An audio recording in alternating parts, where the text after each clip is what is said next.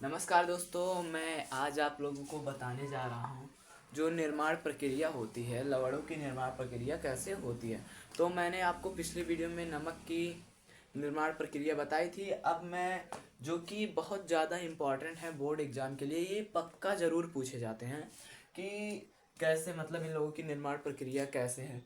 तो आज हम बताने जा रहे हैं बेकिंग सोडा की निर्माण प्रक्रिया, फिटकरी और प्लास्टर ऑफ पेरिस विरंजक चूर्ण।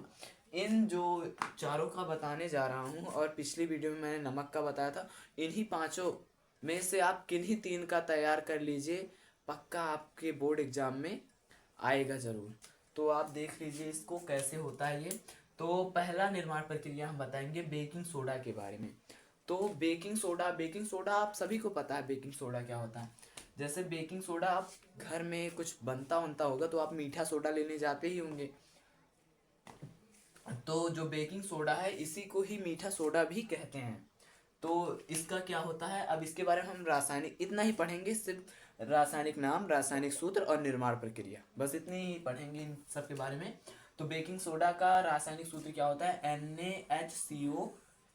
क्या होता है, Na से सोडियम, और कार्बोनेट, किससे कार्बोनेट होता है, CO3 से कार्बोनेट हो गया होता है। लेकिन यच, हम जितनी चीज़ें खाते हैं अगर उसमें यच है, मतलब हमें सबसे पावर ऑफ हाइड्रोजन आयन, हमें सबसे ज़्यादा ज़रूरत हाइड्रोजन की होती है, क्योंकि ऊर्जा उसी तो मतलब ऊर्जा के लिए हाइड्रोजन भी बहुत एक महत्वपूर्ण तत्व है।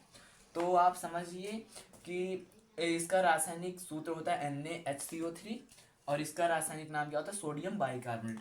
अब इसकी जो निर्माण प्रक्रिया है, विधि जो है, इसका निर्माण कैसे होता है आपको मैं बता दूं। इसका बेकिंग सोडा का निर्माण होता है अ, सोडियम सोडियम कार्बोनेट के। आपने सोडियम कार्बोनेट जो अ, पहले एक था ना, धावन सोडा, हाँ धावन सोडा, तो उसी सोडियम कार्बोनेट के जलीय विलयन में, मान लीजिए ये हो गया sodium carbonate CO3, NaCO3, sodium carbonate का जलीय विलयन यानी H2O। जल का सूत्र तो सभी को पता होगा ना, H2O। तो NaCO3 प्लस H2O जो है पानी है, यानी सोडियम कार्बोनेट के जलीय विलयन में, यहाँ पे 2 लगेगा, जलीय विलयन में क्या, हम कार्बन डाइऑक्साइड गैस को छोड़ने पर क्या प्राप्त होता है, हमें यही प्राप्त हो जाता है, Na2 नहीं रहेगा, NaHCO3। अब देखिए कैसे हुआ ये, NaCO3 पहले से था, यानी NaCO3 पहले से था। आपको यहाँ CO2 मिला, तो क्या हुआ, जब आपको CO2 मिला तो क्या हुआ, हमें लगता है यहाँ पे 2 जो है रहेगा, 2 रहेगा, क्योंकि Na2CO3 plus H2O plus CO2, तो जब मिलके बनेंगे ये तो क्या हो जाएगा, यहाँ पहले 2 आ जाएगा, ठीक है, तभी तो बराबर होगा। यहाँ पे 2NaHCO3 हो जाएगा, क्योंकि यहाँ देखिए सोडियम कितने हैं, 2 हैं, यहाँ पे भी सोडियम कितने हैं, 2 हो गए। अब CO3 एक यहाँ है, CO2 यानी CO5 है, यानी CO कितना है, 5 है, CO2 CO3 5 है, तो यहाँ पे कितना है, CO, अरे CO क्या, हम क्या देख रहे हैं, देखिए आपको क्या देखना है, यहाँ पे पहले C देखना है ना, C कितना है, एक यहाँ कितना हुआ, C2 ठीक हो गया, तो C2 इधर हो गया, और हाइड्रोजन भी 2 हो चुका था। अब C इधर कितना हो गया, 2 इधर हो गया, क्योंकि ये जब ये वाला लगेगा तो ये सबके साथ लगेगा। अब यहाँ पे देखिए O3 O6 है इसमें, और इसमें O कितना है, 3 4 5 और 6, यानी कि 6O, यानी कि सोडियम कार्बोनेट के जलीय विलयन में जब हम कार्बन डाइऑक्साइड गैस को प्रवाह करते हैं तो क्या निर्माण होता है, सोडियम बाइकार्बोनेट का निर्माण होता है, जिसे हम मीठा सोडा कहते हैं। अब इसका उपयोग कहाँ करते हैं, उपयोग तो जानते ही होंगे ना, मीठा सोडा का उपयोग कहाँ होता होगा, जानते हैं ना, तो वहीं से जान लीजिए, मतलब मीठा सोडा जैसे घर में कुछ बनता है तो उसको मीठा सोडा छोड़ते भी हैं। अब अगली प्रक्रिया देखिए, बेकिंग सोडा खत्म हो गया, क्या है, फिटकरी है। फिटकरी, तो फिटकरी का सूत्र क्या होता है, फिटकरी का सूत्र होता है K2 SO4 Al2 SO4 का होल थ्राइस इंटू 24H2O, ये होता है फिटकरी का सूत्र। ये फॉर्मूला बहुत इंपॉर्टेंट है, आपको पूछा भी जा सकता है एग्जाम में, क्योंकि ये फॉर्मूला सबको जल्दी से याद नहीं होता। तो इसका रासायनिक नाम आपसे पूछा जाए तो क्या बताएंगे? हाँ, पोटेशियम सल्फेट और aluminium sulphate. Potassium aluminium sulphate, इसका रासायनिक नाम पूछा जाए तो पोटेशियम एल्युमिनियम सल्फेट। और इसको ये क्या कहते हैं? एलम भी कहते हैं, पोटास एलम जिसको बोलते हैं, वही है, फिटकरी ही है। और इसका रासायनिक नाम आप जान गए।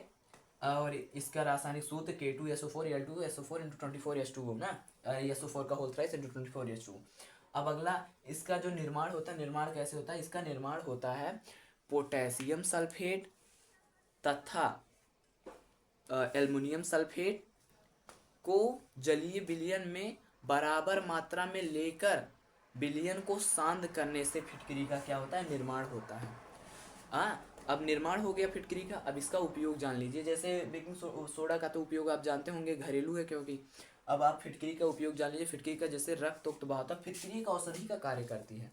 जब आपको कहीं जैसे कट उठ जाता है, देखिए नाई के जाते हैं, नाई की दुकान पे जहाँ कट जाता है वो फिटकरी रगड़ता है ना, उससे जो आपका रक्त होता है वो बंद हो जाता है। ठीक है। अब इसका फिल्ट्रेशन में भी काम आता है। जैसे कभी चाशनी उशनी बनती है, उसको साफ करना होता है तो फिटकरी छोड़ देते हैं तो साफ हो जाता है। तो फिटकरी का भी हो गया। अब अगला आप पढ़िए plaster of Paris. Plaster of Paris क्या होता है? प्लास्टर ऑफ पेरिस का सूत्र होता है CaOCl2। प्लास्टर ऑफ पेरिस का सूत्र क्या होता है? CaOCl2।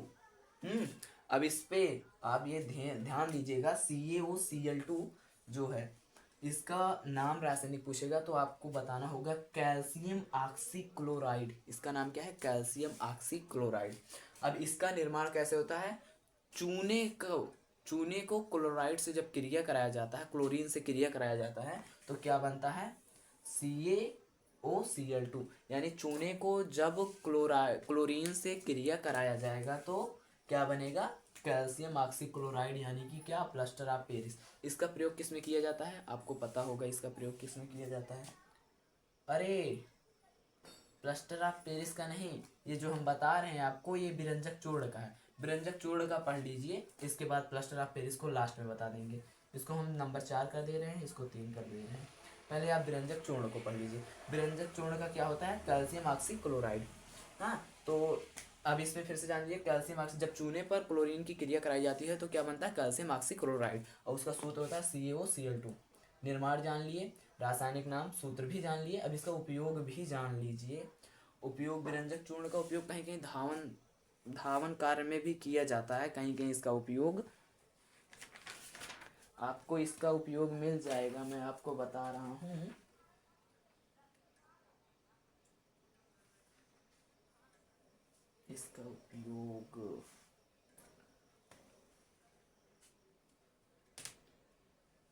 इसका उपयोग कपड़ा आदि चीज़ों के विरंजन में किया जाता है।